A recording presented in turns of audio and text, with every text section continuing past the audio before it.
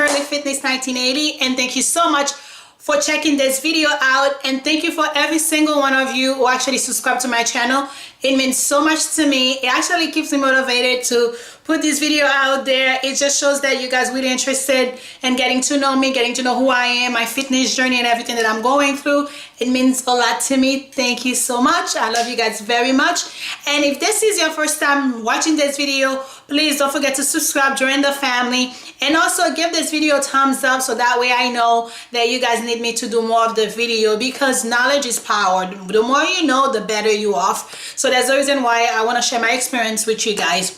Okay, so based on the video, based on the title, you already know that we're going to be talking about breast augmentation, what I wish I know, and also I'm going to talk about breast capsular contraction, which I think I'm dealing with that as we speak.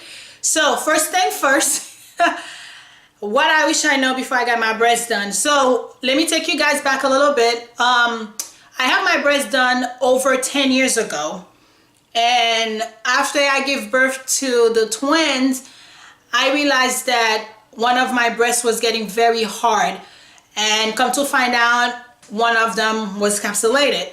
Now, though my whole history of having implant, I never had that happen to me until now, which was kind of weird. It's just to show you your body change over time, and your body can reject something at any time, so it doesn't really matter. So this is apparently breast capsulation only happened to 1 out of 6 women, and it's not as common, but it does happen, and which I thought this would never happen to me, but it did. And a lot of time, if that happens, you might need more than one surgery to fix it.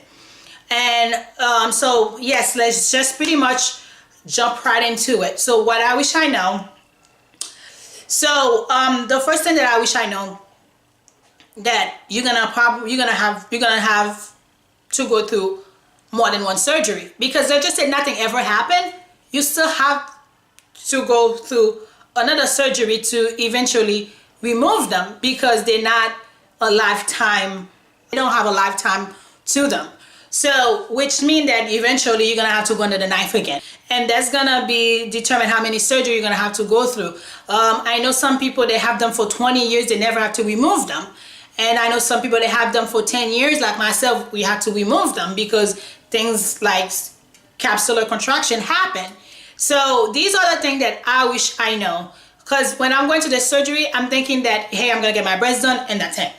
I never knew that I might need a second surgery. I might have capsular contraction down the road. I never knew anything like that. So that's number one. And number two, capsular contraction can happen. Now, when it happens, you might need more than one surgery to fix it. And it still doesn't guarantee that it's gonna fix the problem.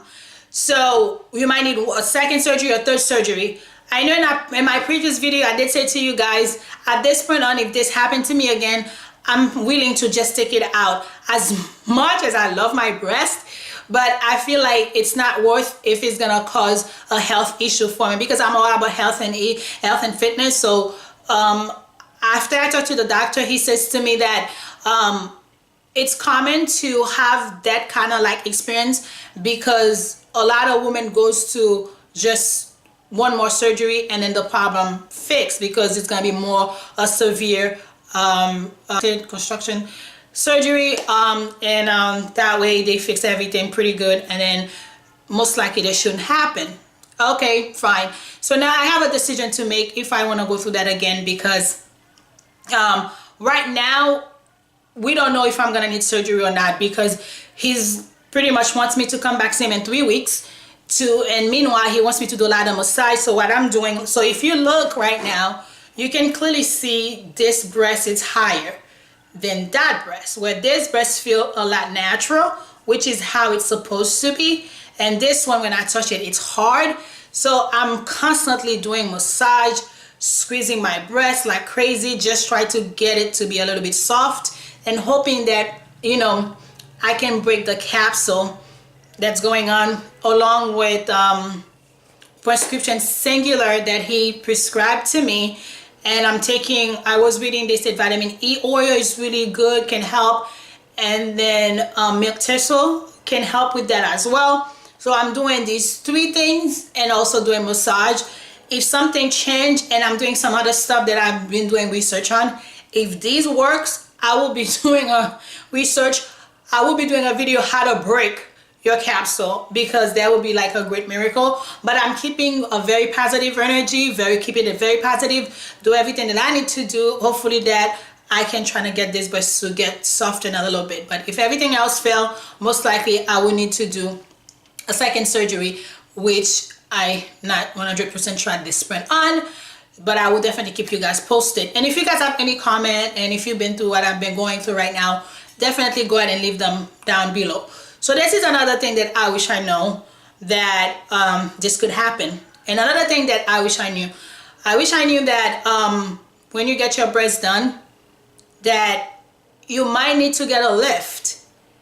So in other words, if you look at my breast, one is higher than the other one, even if I didn't have the capsule going on. So in other words, one breast needs a lift, so that way it could be as high as the other one. So you see when I do this, so one breast might need a lift and the other breast may not need a lift. And then when you have a breast lift, you're left with more scar. So as you age, your breast, you know, obviously gravity, things happen, it's gonna, you know, drop a little bit. So you will probably need a breast lift.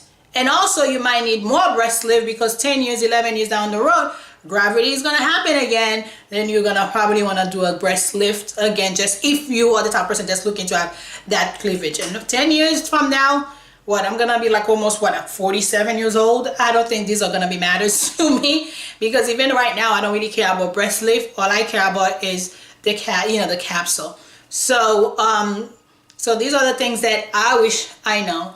And one other thing also I wish I know, that when you go do this surgery, that you might lose sensation around your, your breast tissue, your nipple, because they, that's a lot of women that lose, I'm sorry guys, there's a lot of women that lose their sensation. It's a very common. That didn't happen to me, thank God, but you need to do your homework. You need to talk to the doctor. If you're the type of person that cares about things like that, you know what I mean. So you might want to talk to the doctor.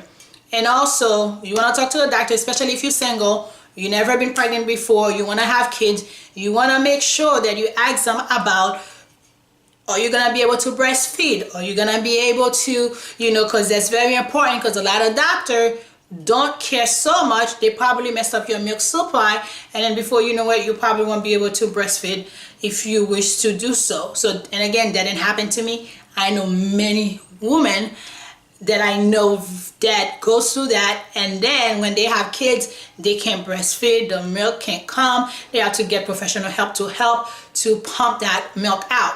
So you want to make sure these are the things that you really need to make sure that you know before going to that surgery.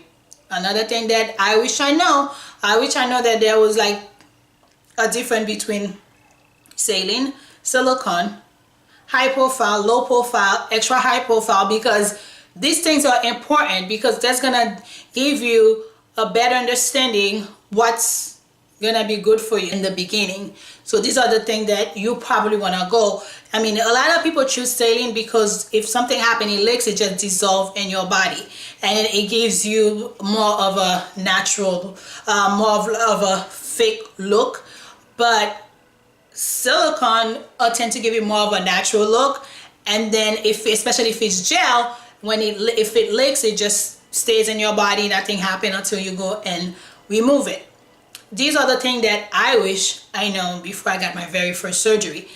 And another thing that I wish I know that after you have kids, that things can happen. And this is something like never, because I know eventually I wanted to have more kids, and if I knew that, I would have waited. Honestly, I would have waited until I'm done having kids, and then I got my breast done.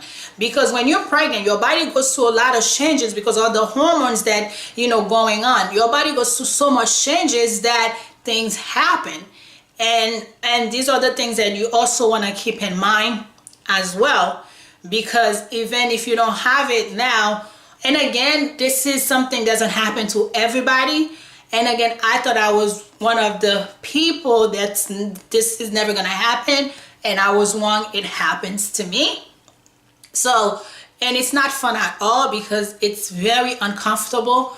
It's very hard because right now, and there are different stages of breast capsular contraction.